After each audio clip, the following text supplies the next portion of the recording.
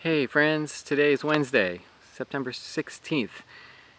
I welcome you. It is so good to be in the woods. It's a beautiful day. Just a light breeze. It's about, I don't know, 70 degrees. It's gorgeous out, and I hope that wherever you are experiencing the joy and the beauty of God's peace and goodness.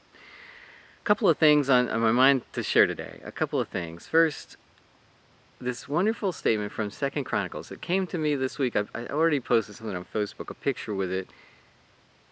When, if, then. This beautiful conditional statement that, as Solomon completes the temple, he has this vision from God, and God says, when bad things happen, when I withhold the rain, or I empower the locusts, or I send the pestilence, when bad things happen, if my people who are called by my name will humble themselves, pray, and turn from their wicked ways, then I will hear from heaven. I'll forgive their sins and I'll heal their land. When bad things happen, if my people humble themselves, pray, and turn from bad things, then don't we need the then? Don't we need the healing of God upon the land, upon the fires, upon the racial tensions, upon the political divisions, upon the environmental struggles in general, upon people suffering with COVID or the fear of it? If then.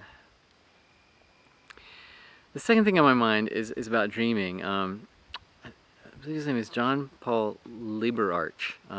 He wrote a book called Reconcile, a powerful storyteller.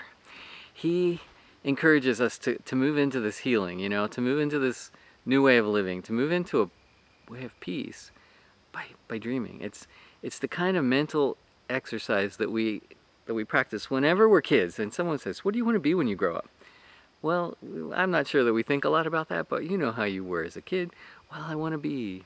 I confess I don't think I ever really envisioned or imagined being a minister, but I probably imagined farming or maybe teaching music. I don't know, but anyway, that dream, that way of being, what do you want to be?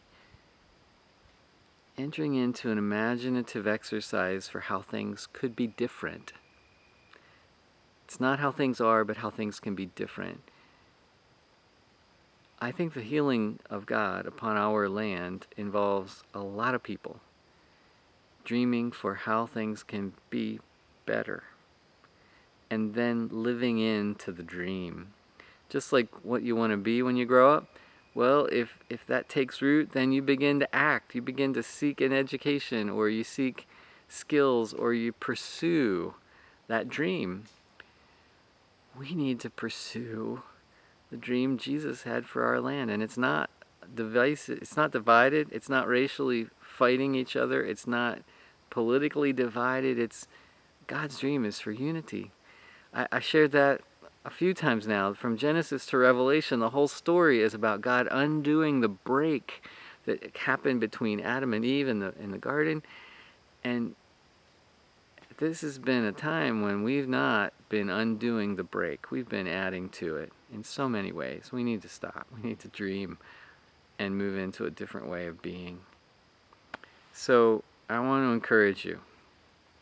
When, if, then, bad things happen, humble yourselves and pray, turn from wickedness, then God will heal.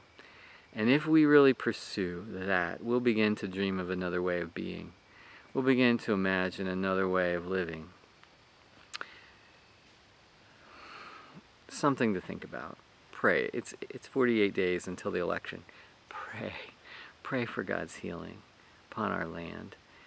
It's time to think. Dream for how things might be better, and begin to treat others and live others into that way. At the heart of all of this, the fruit of the Spirit. When God takes root in us, we begin to live in different ways. We begin to have love, joy, peace, patience, gentleness, goodness, self-control. Those are the evidences of God. You know what the evidence of God's absence is? Deceit, jealousy, envy, strife, brokenness, those are the pieces that are manifest around us, even now. We need to undo that with the power of God's love. Dream.